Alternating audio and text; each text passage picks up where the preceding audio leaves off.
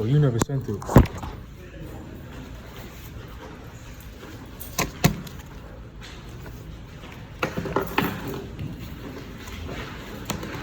Which ones are the ones that put legal this? No, the other one's over there.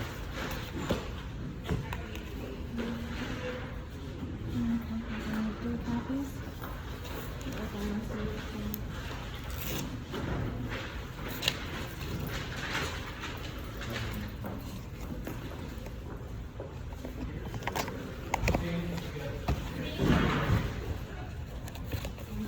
What?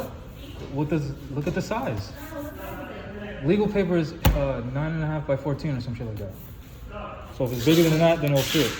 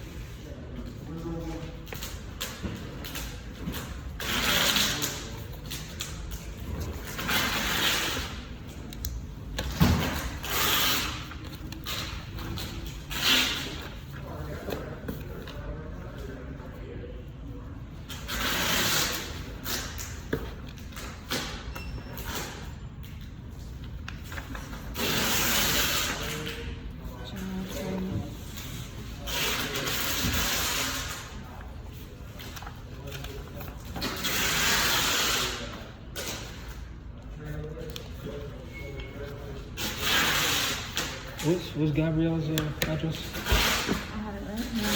Oh, fuck. I left the list of defendants at home. My phone. It's on my phone. Okay. I'm sorry. I'm gonna need it too if you don't mind. Gabrielle. I texted on that phone.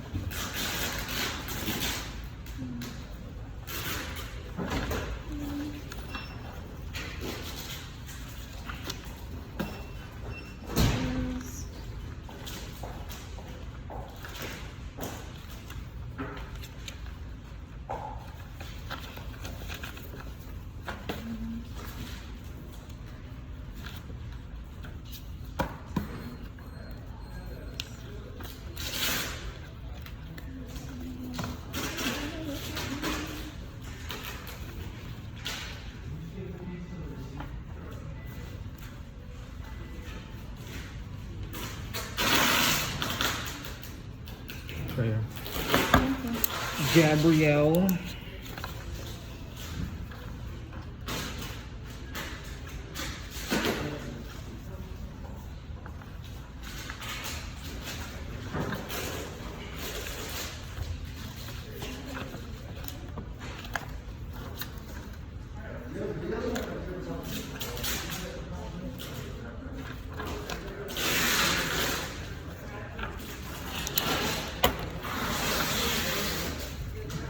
Big dog, already done.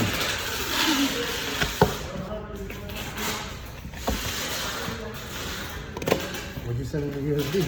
Video footage Of what? of me saying that we're not trying to overthrow the United States and we don't think that we're above any laws. Oh, okay. Because the cops try to say that that's what I said. Yeah.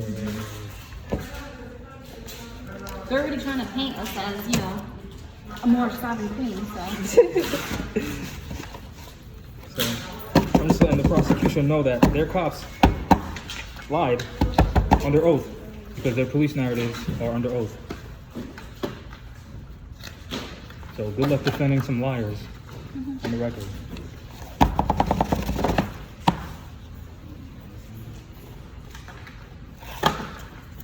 She should have a blast. Her and her dad. Her and her dad are going to be in a world of hurt with this lawsuit. You doing the same thing too? USB? Yeah. The USBs are a video from Queen's home and one from the United States From the State House. showing me fighting everybody.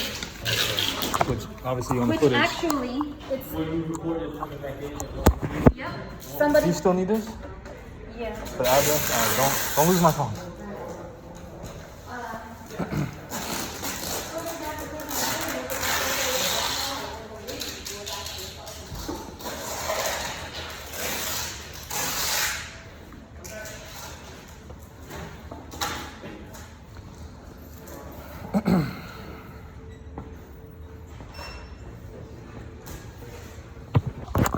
It's the post office.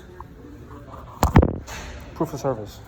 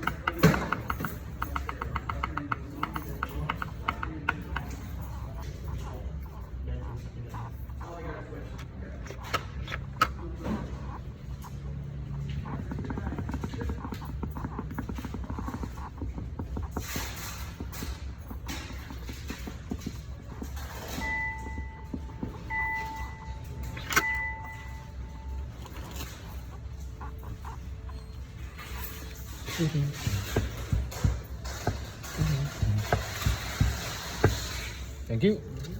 Have a good day.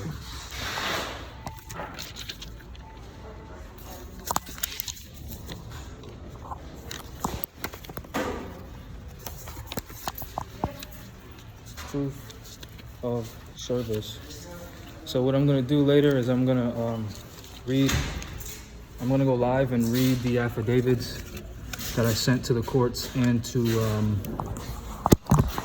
Gabrielle Perlmutter of Perlmutter LLC, with her and her dad, who she's also acting as special district attorney.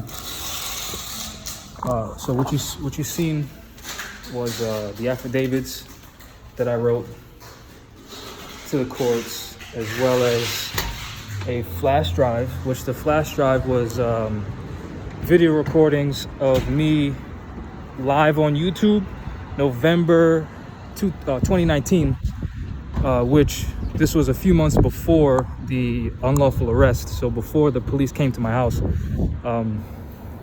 That's what's on that flash drive, a little excerpt from a live video that I did.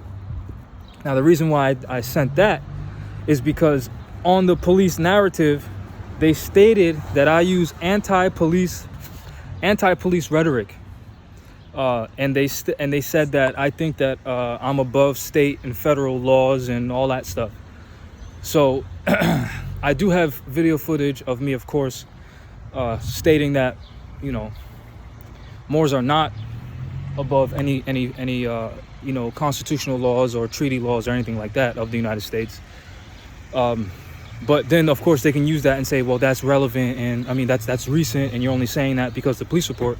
So I recorded it from November to show that, you know, we believe in the constitutional laws, we enforce the constitutional laws, we know the Constitution applies to us, even though we're not citizens of the United States, specifically the Bill of Rights, and of course Article 3, Section 1 and 2, and Article 6 of the Constitution. Those laws relate to us, and I've never said anything that was, well, I can't say that I've said anything that, I can't say that I haven't said anything that was anti-police rhetoric, because I don't know what anti-police rhetoric is.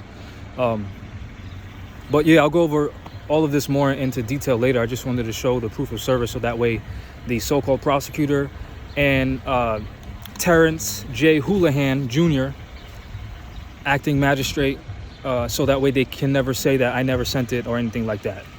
Also, for the record, if you look up Terrence J. Houlihan, Terence, space J, space Houlihan, Houlihan, you'll see that he has a law office in Newport, which means he's a practicing attorney, which in order to have that in the state of Rhode Island, you have to be part of the bar. And Terrence J. Houlihan is the acting magistrate and or judge on the case that I, Jamal Tlibadula-Bey, am involved in, as well as Gabrielle R., if I'm not mistaken, Perlmutter. She's also a practicing attorney, which her name can be found on the RhodeIslandBar.com, if I'm not mistaken. I'm pretty sure it's .com. She's also listed as an active attorney.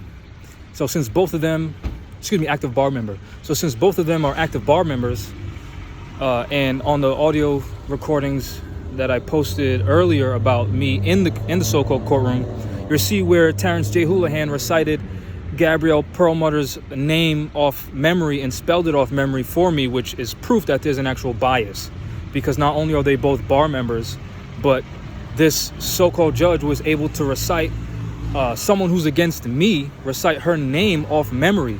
Now, if you ask him to recite my name off memory and spell it for you, he wouldn't be able to do that, which is proof that there's not only a so-called personal bias, well, not so-called because there is a personal bias, but there's an actual membership bias because they're both part of the bar association, which means he or she should recuse themselves based off of that. Secondly, the state of Rhode Island state troopers are also employed by the same employer of Terrence J. Houlihan, which is also another conflict of interest, as well as the same person who hired what's her name, Gabrielle Perlmutter. So there's a conflict of interest there. So if the state's against me, I can't have a state judge prosecute me, which is why in Article 3, Section 2, it states that the federal courts have jurisdiction over issues between states and its own citizens, because that's obviously a conflict of interest, and states and citizens or subject of foreign states. So since it's the state of Rhode Island versus me, the state of Rhode Island is obviously the state, and I am obviously a foreign national to the state of Rhode Island, so it's federal court.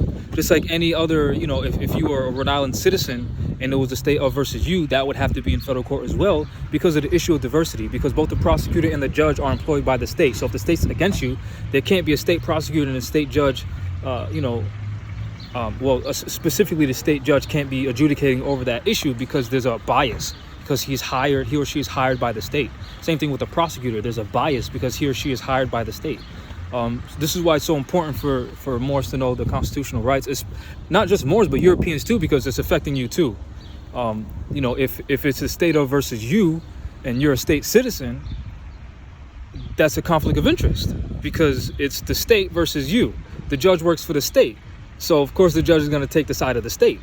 And of course the prosecutor is going to take the side of the state because it's against you. They both work for the state. Work for the state. Same thing for Moors. It's just we're foreign to the European colonies. So it's very important for everyone to know their constitutional rights. Know that magistrates, judges, and magistrate judges do not have the discretion to determine their own jurisdiction, because their jurisdiction is prescribed to them via the state and federal constitution. So if you say I'm challenging jurisdiction, and then the so-called judge or magistrate will say, well, I'm determining that I do have jurisdiction, then you need to smack them in the face with that constitution, because they have no authority to determine their own jurisdiction. They're not competent enough to do that. And the reason why they're not competent enough to do that is because all of their powers are derived from the people. When you see, the word state, that means the people. So since the people gave them constitutional power, limited power, that judge can then not go beyond their limits and state whether or not they have jurisdiction. It has to be jurisdiction as prescribed by law. So as an example, family court does not have jurisdiction over criminal issues.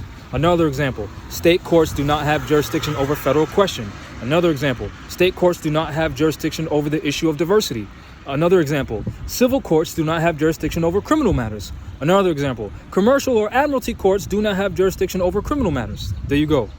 So since all of these courts have been prescribed jurisdiction, justices cannot go beyond their delegated authority, or they cannot go beyond their prescribed jurisdiction, or they cannot go beyond what the Constitution says. And that's basically it. And you'll see where I made these arguments in my affidavit, and I can talk about this publicly because, as you just seen, I sent it to the so-called, I sent it to Terrence J. Houlihan, and I sent it to, how you doing? I sent it to Gabrielle Perlmutter. So since I sent it to the courts, it's now public record, so I can obviously talk about it, and it's not going to affect the outcome of the lawsuit at all because it's public information. We're not criminals. I've never been a criminal. I don't have a criminal record. I have never been, convicted of a crime. I've never served any jail time for being guilty of a crime ever. I'm not guilty of any crimes. And obviously, those, if anyone sees my YouTube videos, you'll see the type of character that I have. You'll see the type of person that I am. So obviously I don't have any criminal record, but I wanted to talk about this to let the people know about their rights. And again, if you're in any issues with any European colonies, make sure you look up the so-called judge's name and the prosecutor's name, and make sure you find out if they are part of the bar or not. Because according to the United States codes, a judge, magistrate, justice, or magistrate judge, must recuse or disqualify or remove themselves if they have a personal bias towards any party involved, as well as if there's reasonable cause or suspicion. If I'm mistaking those two words, if there's reasonable suspicion to believe that they wouldn't be able to be impartial based on some type of bias, which obviously, if you're part of the same group, the same organization that requires membership, then your allegiance is to that group, just like a gang. That's what it is. So as an example, if a Moor comes to me and says, hey, I want to bring claims against Juju and I want you to be the judge, well, obviously that's a conflict of interest. One, because we're both part of the Rise of the Moors organization. Two, because we live together. And three, because we're in a relationship. So obviously that's a conflict of interest.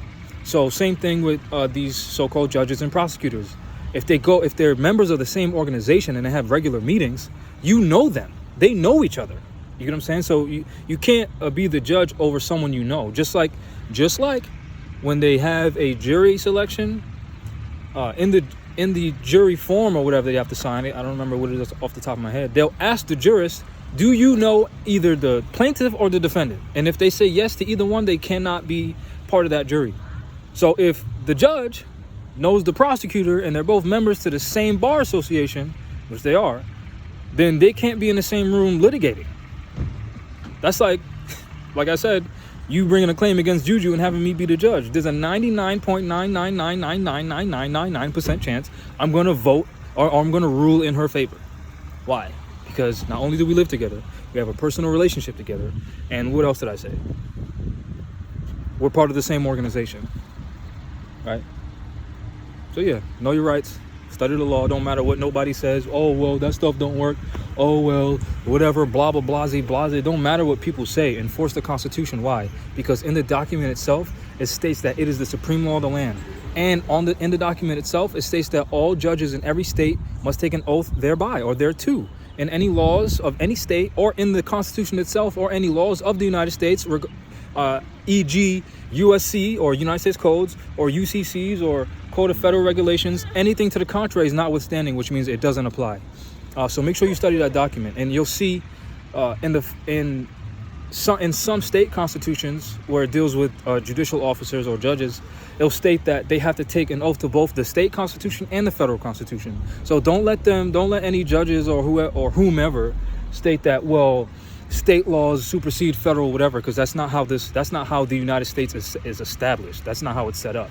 The states and the federal government itself are separate, and the federal government is put into place to not only represent the individual United States internationally, but to make sure that the citizens don't get violated, as well as other foreign nationals to the United States don't get violated. So make sure you study the constitutional laws of the United States, because that is the foundation upon which all other laws are built. So if they're trying to charge you with any statutes or anything whatsoever, you'll see that treaties and the Constitution supersede that. And then you'll cross-reference it, dealing with Article 4, Section 1, and study case law and see that there's case law that states state statutory provisions must yield when there's an active treaty involved. So don't let these Europeans and these Moriscos who are wearing robes try to play you and act like you're dumb.